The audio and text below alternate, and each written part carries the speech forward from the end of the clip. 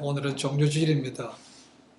하셨던 대로 예수님께서 예루살렘의 마지막 십자가에 가시기 위해서 입성하실 때 승리의 기쁨의 환호를 받으면서 입성했던 날, 그리고 따르던 무리들이 종려나무 가지를 흔들었기 때문에 종료주일이라고 부릅니다.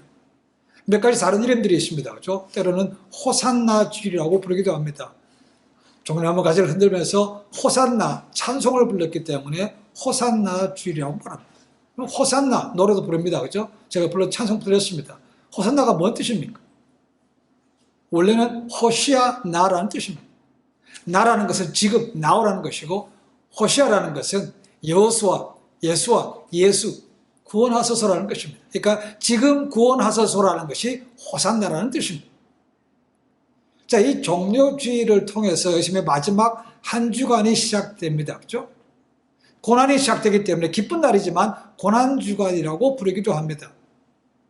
일반적으로 어떤 곳에서는 오늘이 기쁜 날인데, 승리하는 날인데 왜 고난주일에 포함되어 있느냐라고 빼는 것도 있지만, 일반적으로 동로마 교회든 서로마 교회든 이 종료주일도 고난주간에 포함을 했습니다. 그래서 한 주간 동안 하셨던 그 일을 돌아보는 것이죠. 자, 우리는 매년 이 절기를 맞습니다. 날짜는 조금 차이는 있지만 똑같이 맞아요. 이 맞을 때마다 우리가 두 가지는 꼭 기억해야 됩니다.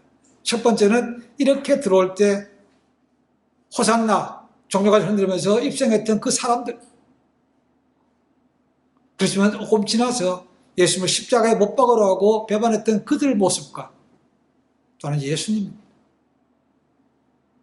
따라오던 많은 사람들은 예수님께서 이제 뭔가 뒤집어서 해방을 시켜주실 것이고 우리를 잘 준다고 분명히 믿었습니다. 그렇죠? 그러니까 이렇게 따라오는 무리 가운데 그 어느 누구도 예수님께서 십자가에 고난받고 죽는다는 생각을 한 사람은 아무도 없습니다. 예수님은 이제 이들이 이렇게 지금 환호하지만 조금 있다가 배반할 것도 아십니다. 그런데도 그들과 함께 기쁨으로 들어오셨다는 겁니다. 어쩌면 그것이 예수님을 더욱더 가슴 아프게 하지 않았을까 생각합니다. 예수님은 예언하셨던 대로 잡혀서 불법 재판을 받습니다. 해가 있는 동안만 재판을 받도록 되어 있는데 이들은 불법으로 밤새도록 재판을 받았죠. 전 대사장이었던 안나스와 현 제사장이었던 가야바와 함께 그들의 집에서 재판을 받습니다. 그리고 거짓 증인을 세워서 신성모독이라는 죄명을 뒤집어 씌워서 이제 죽음이라는 사형이라는 것을 판결을 내리죠. 근데 한 가지 문제가 있습니다. 유대인들이 로마의 지배하에서 많은 자유를 들고 있었지만 한 가지는 할 수가 없는 것이 있습니다. 그래서 뭐냐면 사형입니다. 그래서 싫지만 미워하는 빌라도에게 갈 수밖에 없었다는 거죠. 그래서 빌라도를 앞에 섰다는 거죠. 빌라도는 오랫동안 정치했던 사람입니다. 아주 유능한, 아주 교활한 정치인입니다. 그리고 그가 가지고 있는 로마 군인들에 대한 정보가 있습니다. 그렇죠? 돌아보건대 이 예수란 사람은 절대로 로마에 반역할 그런 죄인이 아닌 것을 알고 있습니다. 그리고 한 가지 질문을 해봅니다. 네가 유대인의 왕이냐라고 묻습니다.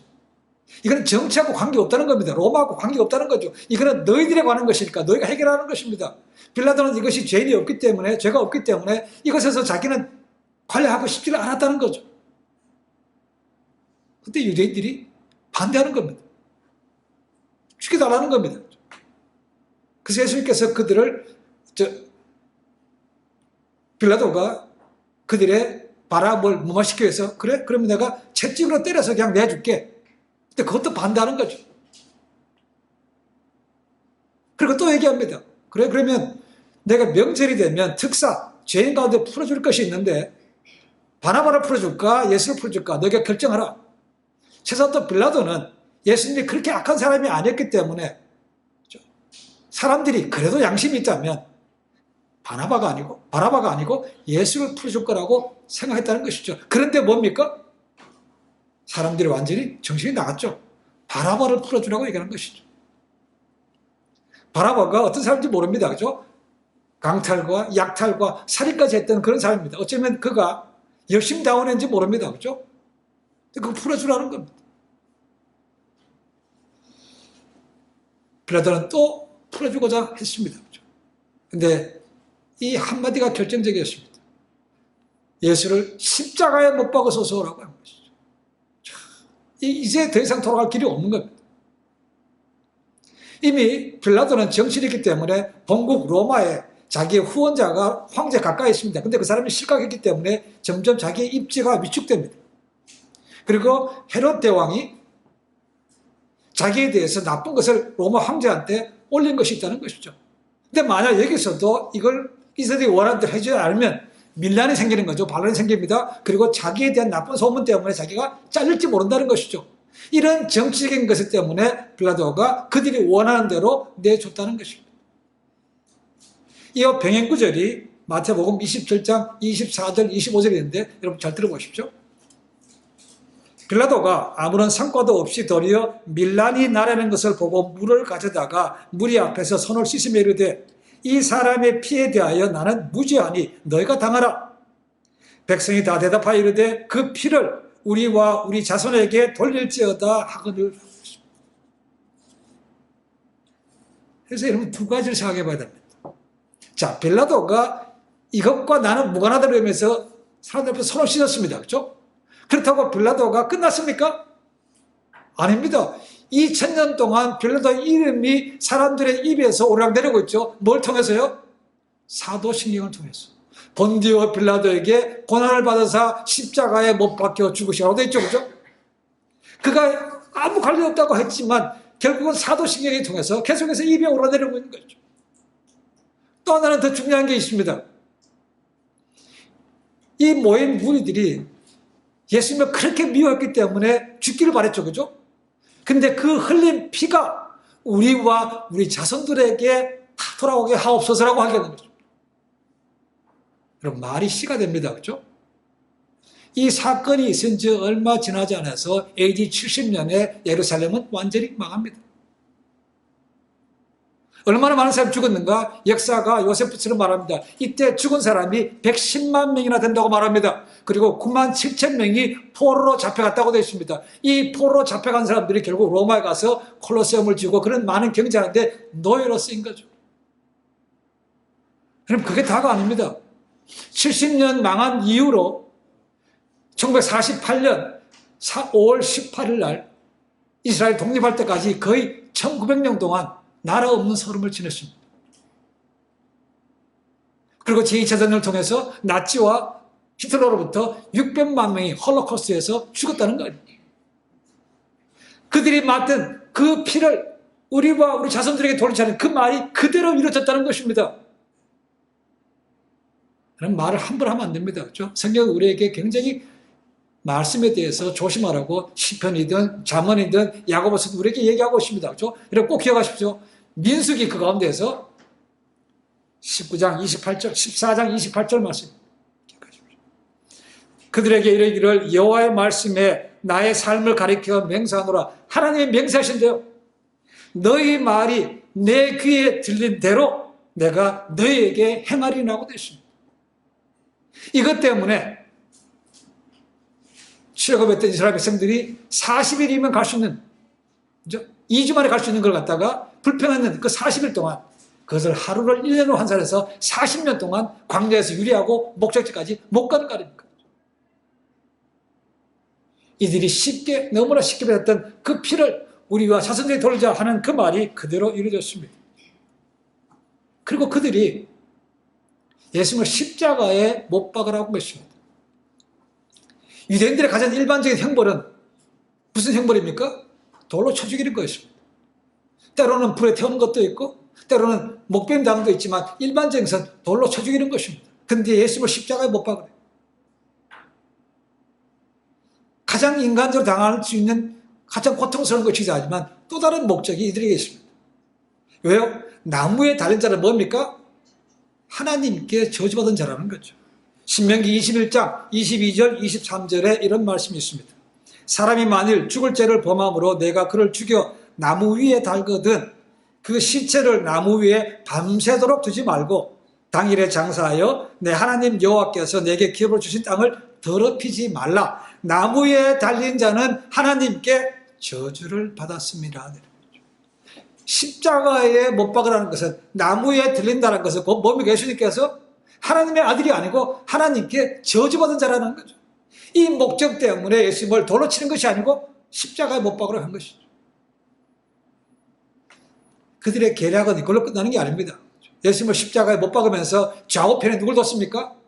행악자, 아주 악한 자를 뒀습니다. 성경에서 그들이 무슨 범죄를 했는지 얘기하고 있지 않습니다. 그러나 로마에 잡혀서 십자가에 달릴 정도면 로마에 대항했거나 아주 약탈했거나 살인자 같은 아주 나쁜 죄질이 나쁜 사람들인 거죠.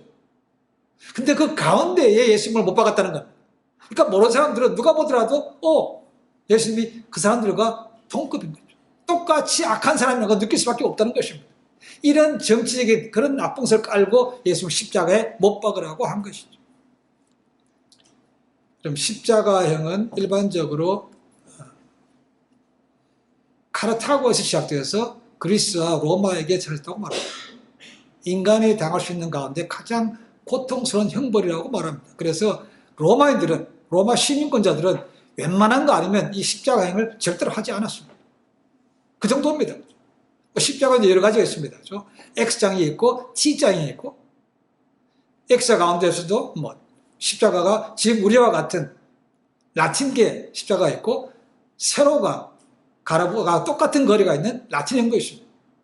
그 어떤 거 아니에요? 우리는 지금 세로의 길이가 가로보다 좀 더 길죠, 그죠? 그런 십자가가 예수님께 달렸던 그 십자가라고 얘기합니다. 그리고 죄수가 십자가형을 언도받으면 그냥 바로 가서 못 박는 것이 아닙니다, 그죠? 거쳐야 될 차례들이 있습니다. 일단은 재판을 받고 언도가 되면 채찍으로 맞습니다. 채찍으로 맞으면 그 다음에는 옷을 벗기고 이제 그가 박힐 십자가를 메고 가야 됩니다. 엄청나게 무겁죠. 그러니까 채찍에 맞은 상태에서 그걸 들고 갈 수 있겠습니까? 못 들고 갑니다. 어쨌거나 가게 합니다. 그리고 가면 거기서 이제 십자가에 목을 받는데, 그 받기 전에 또 뭘 합니까? 죄명을 머리에 붙이거나 아니면 목에 걸도록 합니다. 그렇게 해서 죽인 것이죠. 일반적으로 십자가에 목을 박히면 그 사람은 적게는 몇 시간에서 많게 산 사람은 일주일 동안도 십자가에서 살았다고 얘기합니다. 그리고 죽음이 확인되면 그 사람을 일반적으로 장례제로 허락하지만 때로는 그 사람의 죄질이 워낙 나쁘면 그냥 새들에게 쪼아먹도록 그냥 내버려 둔다고도 말합니다. 예수님께서 그와 똑같은 과정을 겪었습니다. 채찍이 먼저 맞습니다. 그 채찍은 그냥 보통 가죽으로 된 것이 아니고 끝에 쇠구슬이나 갈고리에 달려 있습니다. 치면 뼈가 으스러집니다. 그리고 살점이 뭉텅뭉텅 떨어져 나갑니다. 그러니까 초조금 됩니다. 그런 상태에서 이제 자기가 박힐 십자가를 지고 갑니다. 되겠습니까, 그게? 가다 쓰러지죠. 가다 쓰러집니다. 그렇죠? 그래서 재수없게도 6월절 절기를 지켜왔던 구레네 사람 시몬이 대신 그 십자가를 지는 것이죠. 그럼 생각해 보십시오. 이미 채찍에 맞아서 온몸이 피범벅입니다. 그런데 나무를 메고 갑니다. 그 나무가 그냥 맨질맨질한 나무겠습니까? 거칠거칠하죠. 그 거칠거칠한 나무 가시가 한번 상체에 찌른다고 해보십시오. 얼마나 아프겠냐는 것이죠. 어쩌면 다른 거 아프 때문에 그런 고통은 느끼지도 못할지도 모릅니다. 그렇죠?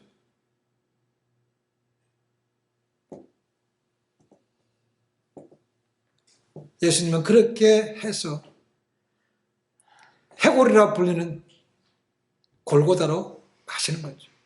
이 빌라도의 법정에서 골고다까지 정확히 거리가 얼마나 되는지 모릅니다. 근데 1km 정도는 된다고 봅니다. 지금도 성지순례 가면 그 길 갑니다. 비아 돌로로사라는 길을 갑니다.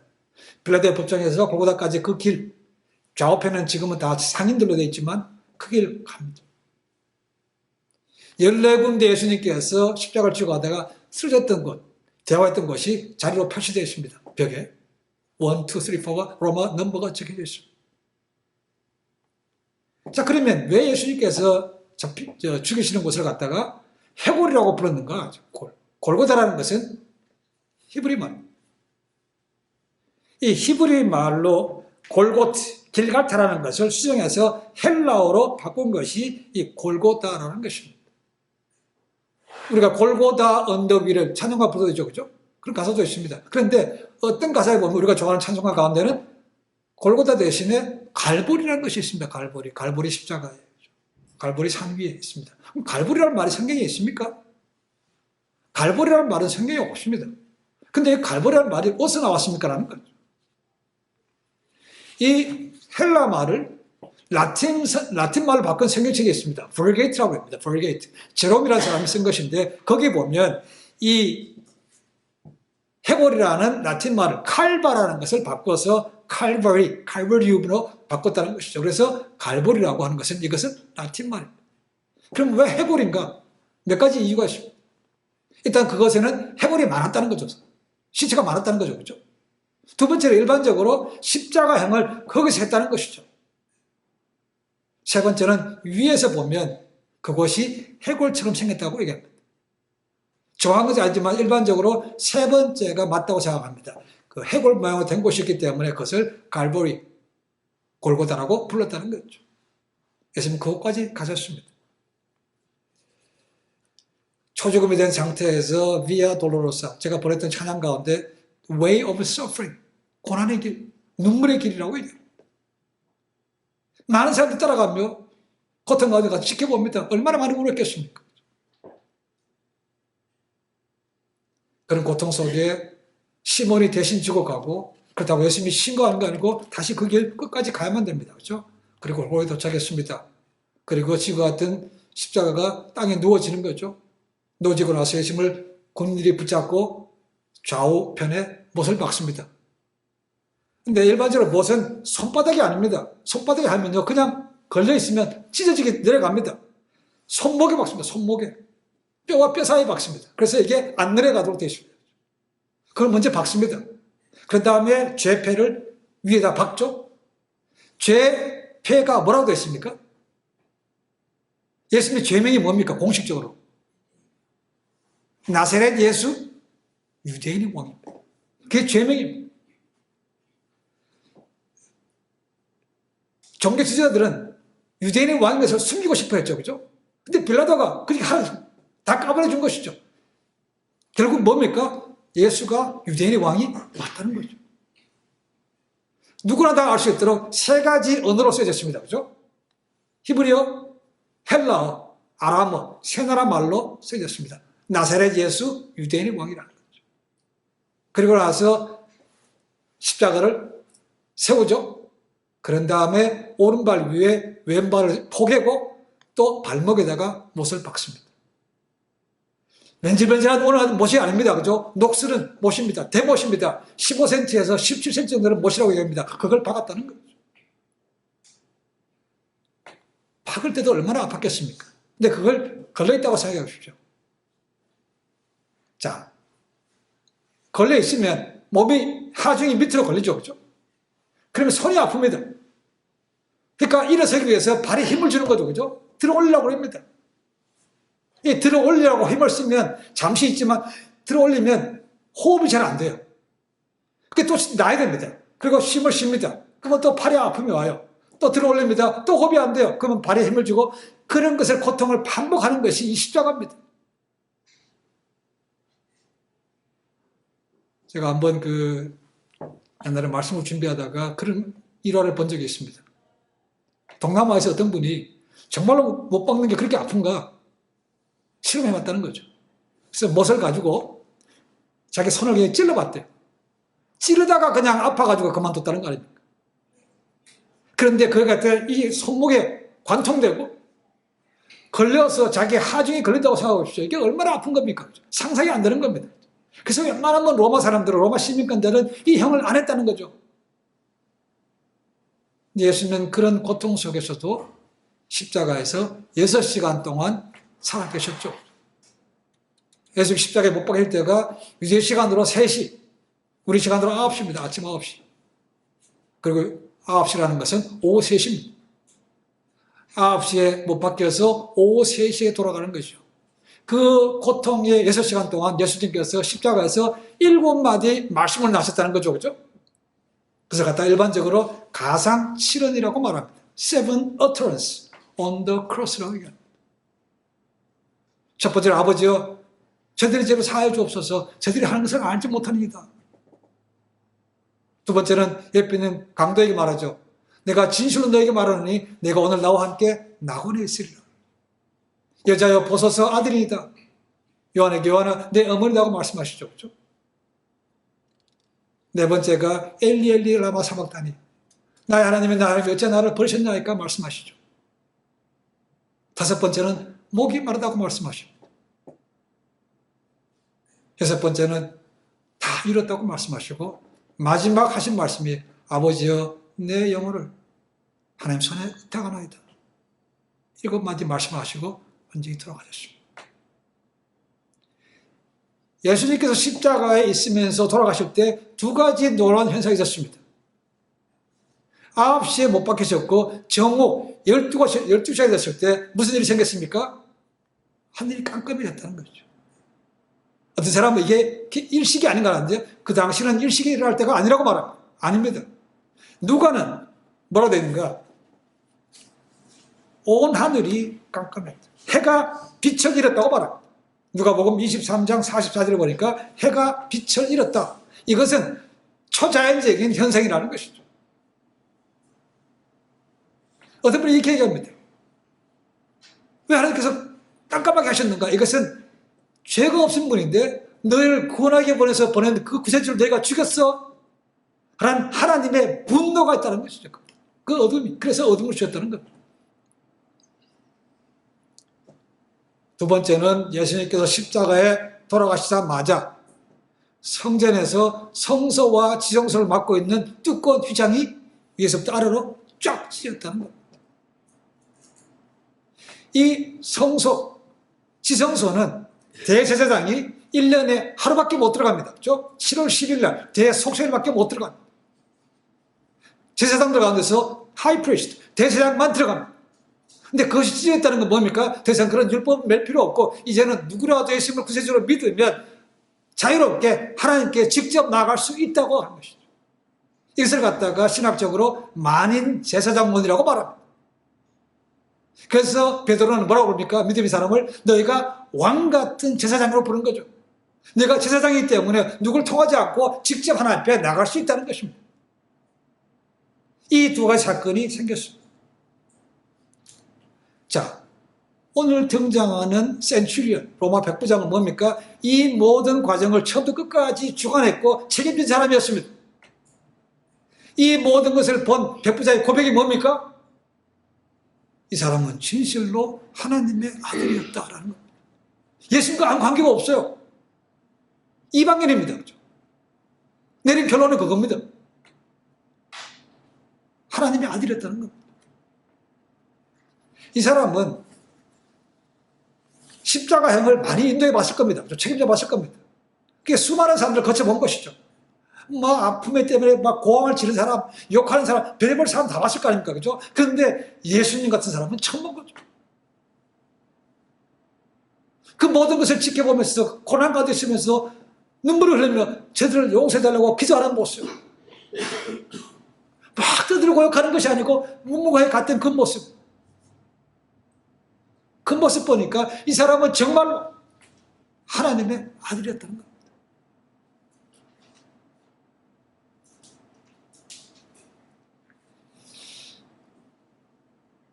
마가복음에서는요, 예수님을 하나님의 아들이라고 고백한 첫 번째 사람이 이름 없는 로마 백부장 이 사람입니다.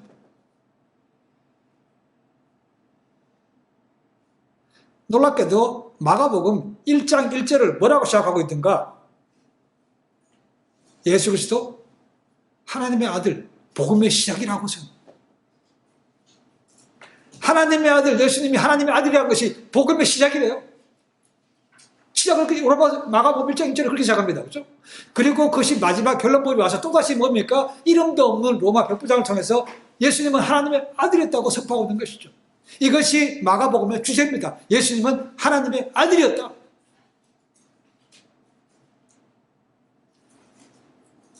근데 마가복음에 보면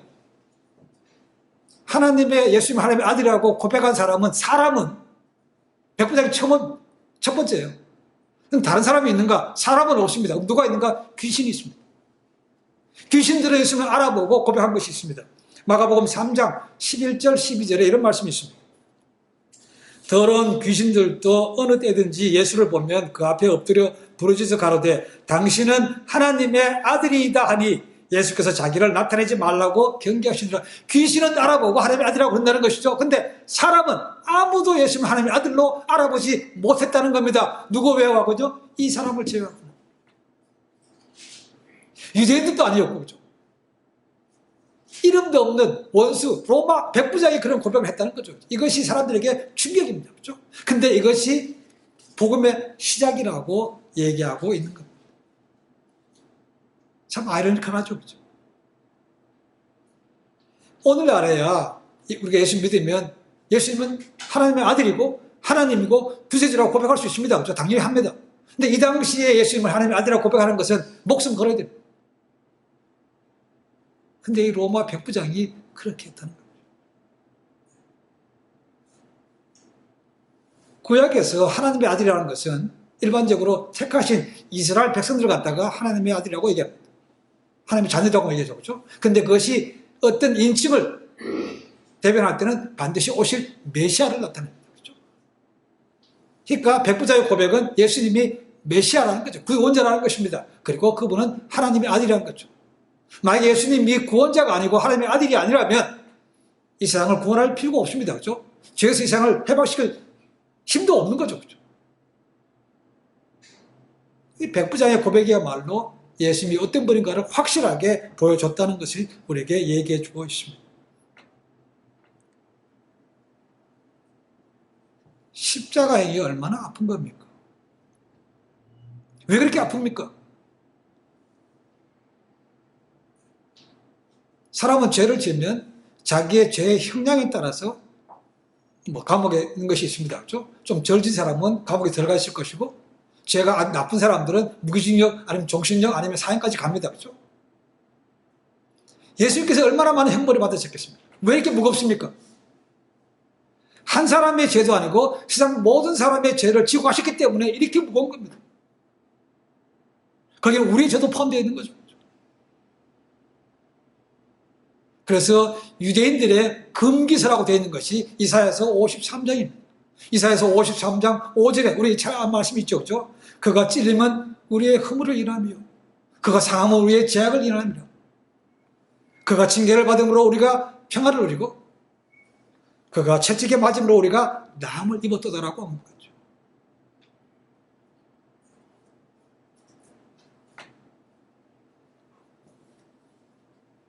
백부장은 그 모든 과정을 지켜보면서 예수님을 구세주, 하나님의 아들로 인정하는 것이죠. 그 과정을 지켜봤기 때문에 그렇게 고백할 수밖에 없다는 거죠. 저는 지금도 그렇게 믿습니다. 지금도 그런 것을 보면 인정하는 사람은 분명히 죄 용서 받습니다. 그리고 치유와 회복과 용서함이 있다는 거죠. 그럼 십자가는 다 들어있습니다. 거기에 낮아짐이 있고 고난이 있고 순종이 있습니다. 그렇죠? 그 이면에는 승리와 자유와 기쁨과 쉼과 회복이 같이 있는 것이죠. 십자가는 그런 의미입니다. 우리는 어김없이 종료주일, 고난주간, 그 프라이데이, 부활절 맞습니다. 여러분, 부활주일, 죽음이 없으면 부활이 없습니다. 그렇죠? 그래서 그 프라이데이가 그렇게 중요한 것입니다. 사람들은 그냥 지나갑니다. 그냥 프라이데이, 노는 날. 그러니까 그냥 부활절에 와서 기뻐합니다. 그렇죠? 그러나 죽음이 없이는 부활이 없습니다. 이거 분명히 기억해야 됩니다. 그래서 굿 프라이데이가 그렇게 중요한 것입니다. 저는 한 주간 말씀을 준비하면서 유튜브에서 그 패션 오브 더 크라이스트 영화 이 클립 나오는 거 채찍에 맞으시고 하는 걸 참 많이 봤습니다. 그냥 눈물이 그냥 났습니다. 하루에도 몇 번씩 봤습니다. 우리는 그냥 보지 않으면 그냥 머리로 그냥 잘 떠오르지 않습니다. 그렇죠? 진짜 봐야만 이렇게 그 느낍니다. 그 순간이라도. 그리고 그 여운이 굉장히 오래 갑니다. 여러분 기회 있으면 보십시오. Passion of the Christ. 멜 깁슨이 만들었지만 이제 두 번째 나온다고 얘기합니다. Resurrection. 부활이라는 영화가 이제 곧 나옵니다. 아마 다음 주에 될 것 같은데. 그가 똑같이 만들었습니다. 두 번째로 만들었습니다. Resurrection. 어김없이 맞는 것이지만 우리가 십자가를 어떻게 볼 것인가 한번 생각해 봐야 됩니다. 나에게서 십자가는 어떤 의미인가? 나에게서 예수님은 어떤 분인가? 그리고 십자가의 도가 회복되면 우리의 믿음도 우리의 열정도 회복이 될 줄로 믿습니다. 십자가의 주님을 묵상하는 가운데 약해진 것들이 또 뜨거워지고 강해져서 주님의 제자로 거듭나는 그런 복된 삶이 되시기를 주님을 간절히 축원해 드립니다. 기도하겠습니다.